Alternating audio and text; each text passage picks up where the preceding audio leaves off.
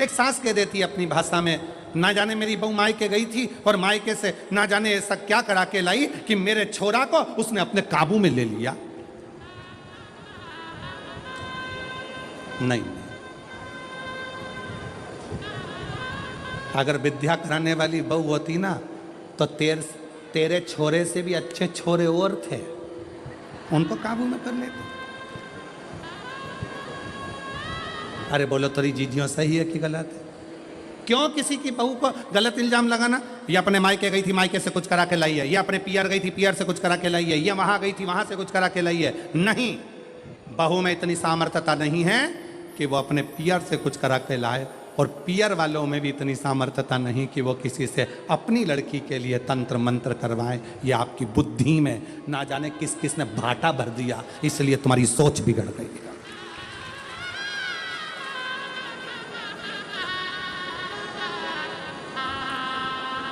फिर कहा, फिर कहीं पहुंच गई महाराज जी के पास, महाराज जी बताओ मेरी बहू बहुत क्रोध करती है, इतना चिड़चिड़ करती है, इसको थोड़ा डाउन करो ना, डाउन।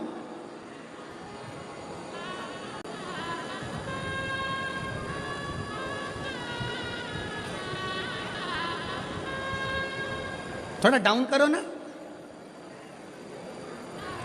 महाराज जी ने कहा तेरी बहू को लेके आना। बहू पहुंच गई, आधी कमरिया पे साड़ी, साहदा की बहुओं की बारी। अब बोल तो जरा। अब बहू ने जाके जैसे ही प्रणाम करा, दंडवत करा, साष्टांग करा, महाराज जी से बहुत अच्छे से बात करी। बात कर कर बहू चली गई। सास फिर आई, महाराज जी देखा मेरी बहू को? इतने में महाराज जी बोले कितनी संस्कारित है। इतने में तुरंत सास ने कहा तुम पे भी कर दी विद्या, तुम पे भी, तुम भी नहीं बचे।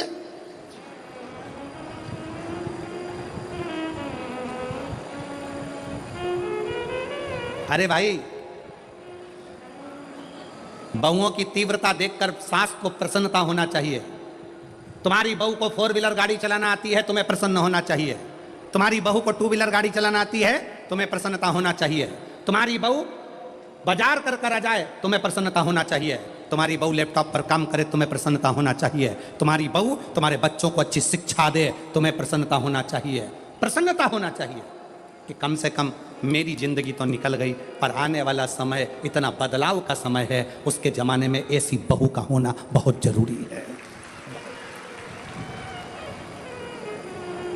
आपसे भी कहेंगे, जितने आस्था चैनल पर कथा सुन रहे हैं, जितने फेसबुक पर कथा सुन रहे हैं, जितने यूट्यूब पर सुन रहे हैं, और जितने शहादा की भूमि पर कथा सुन रहे हैं, अपनी बेटी को परी मत बनाना, अपनी बेटी को तितली मत बनाना, अपनी बेटी को मधुमक्खी बनाना कि उड़े भी और डंक मारकर मुंह सुझा भी दे। गया तितली का जमाना, गया परी का जमाना। अपनी बेटी को मधुमक्खी बनाओ जो शहद जैसी मिठास अपनी वाणी में भी रखे, और अगर कहीं का घूर कर देख ले और हरकत कर दे तो मुंह सुझा दे एक में धर के। ऐसी बनाओ मधुमक्खी, तितली नहीं, परी नहीं। एक कलयुग में बेटी को मधुमक्खी बनने की जरूरत है। मधुमक्खी। ये छोटी छोटी बच्चियों के साथ गलत कृत्य हो रहा है, कहीं कुछ हो रहा है, कहीं कुछ हो रहा है। उनका सबसे बड़ी गलती है माँ बाप की कि अपनी बेटी को परी बनाया, तितली बनाया, और उसको मधुमक्खी नहीं बनाया। मधुमक्खी जैसा डंक उसके अंदर उत्पन्न करो, जैसे जीजाबाई में था, जैसे अहिल्याबाई में था, झांसी की रानी में। वो डंक होना चाहिए उसके अंदर।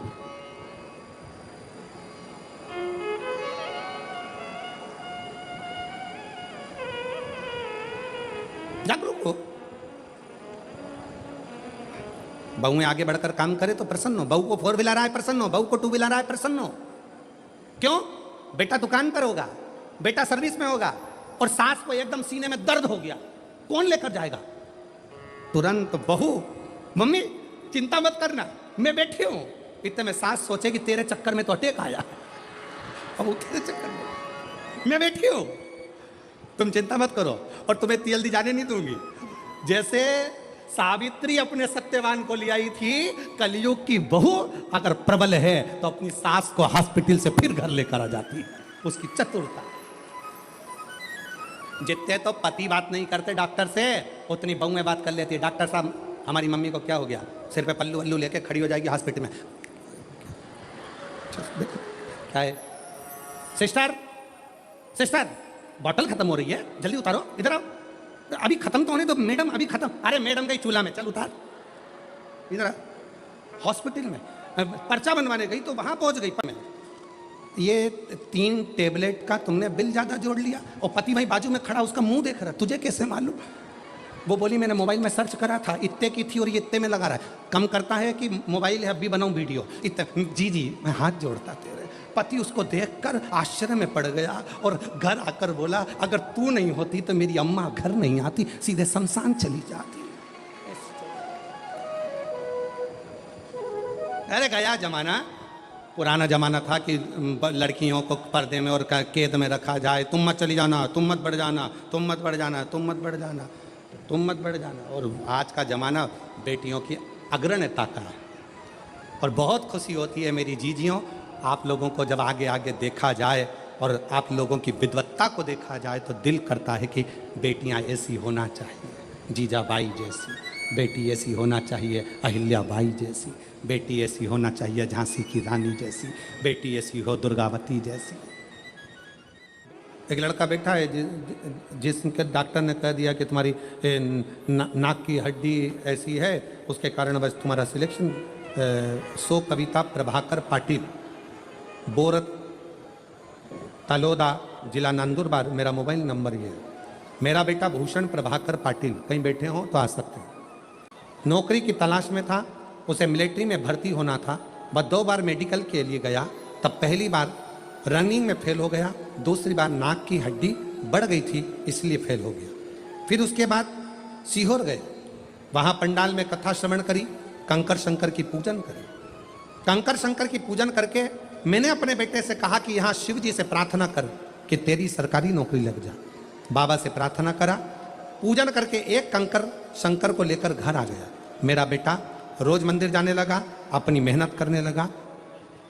उसका मन था कि मेरा सिलेक्शन मिलिट्री में हो, और बाबा ने ऐसी कृपा करी, 2 बार रिजेक्ट करा, पर तीसरी बार जब हम कुबेरेश्वर धाम की धरा से होकर आए, कुबेर भंडारी से कहकर आए, शाम की प्रदोष की आरती बाबा की कर कर आए। आपसे भी निवेदन है, जितने श्रोता भाई बहन सीहोर की पवित्र भूमि पर कुबेरेश्वर धाम पर जाएं, निवेदन है इतना समय निकालकर जरूर जाना कि शाम की प्रदोष की आरती का दर्शन हो, प्रदोष की आरती में बाबा से अपने दिल की बात कहो, और फिर दूसरे दिन रात्रि का वहाँ विश्राम कर कर कंकर शंकर की भूमि पर दूसरे दिन फिर अपने अपने गंतव्य की ओर जाओ। बाबा से कहो। हमने प्रदोष की आरती में बाबा से प्रार्थना करी, मेरे बाबा ने ऐसी कृपा करी, बेटा कहता है अब मैं फार्म नहीं भरूंगा।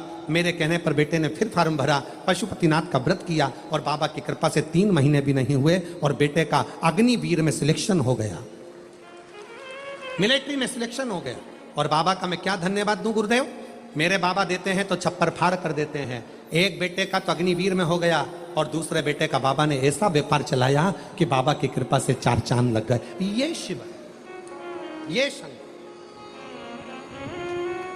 और तेरी कृपा का बोलो बोलो बोलो बोलो साहब बोलो, तेरी कृपा का क्या है भरोसा, कब किसी पर जरा सी हम पर कर दो, जरा सी हम पर कर दो।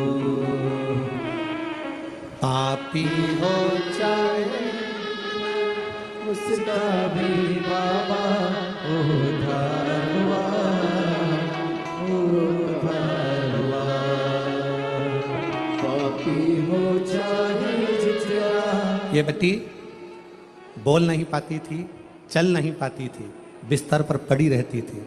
डॉक्टर ने मना कर दिया था, नहीं चलेगी, नहीं बोलेगी। आज चलती भी है और बोलती भी है। जोरदार ताली बजाओ साधु। जितना उसका भी बाबा उद्धार हुआ, उद्धार हुआ। जिस पर हो गई करुणा कृपा वो भव पार हुआ, भव पार हुआ। पापी हो जाए जितना उसका भी बाबा उद्धार हुआ, उद्धार हुआ।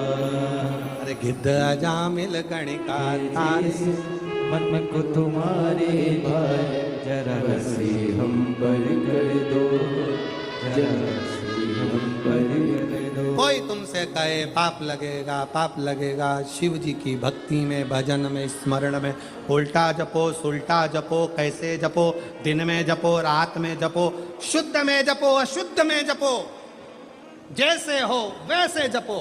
शंकर का नाम जपने वाले पर भगवान कृपा करता है। जो दिल से श्री शिवाय नमस्तुभ्यम बोलता है वो शंकर की औलाद, शिव का पुत्र कहलाता है। श्री शिवाय नमस्तुभ्यम बोलने वाले पर शंकर कितनी भी समाधि में लगे हो, श्री शिवाय नमस्तुभ्यम बोलने वाले को शिव नेत्र खोल कर दर्शन देते हैं और दर्शन करते हैं। जपते जपाते रहो, भजते रहो। शिव पुराण कहती है कि डॉक्टर भी शंकर का एक रूप है। जब डॉक्टर दवाई दे उसको शंकर का ही एक भाव समझकर उसको पाओ। जांच की बोले जांच कराओ, जैसी जैसा बोले वैसा करो, और कुंदकेश्वर महादेव का नाम लेकर जपते जपते उसका स्मरण करो। ठीक, अकाल मृत्यु वो मरे जो काम करे चंडाल का, काल उसका क्या बिगाड़े जो भक्त हो महा। जो शिव का उपासक उसे क्या भय, क्या भय। श्री शिवाय नमस्तुभ्यं, श्री शिवाय नमस्तुभ्यं। आप जपो उसको, भजो उसको, स्मरण करते रहो उसे। चित्तवृत्ति में वही समाहित हो, वही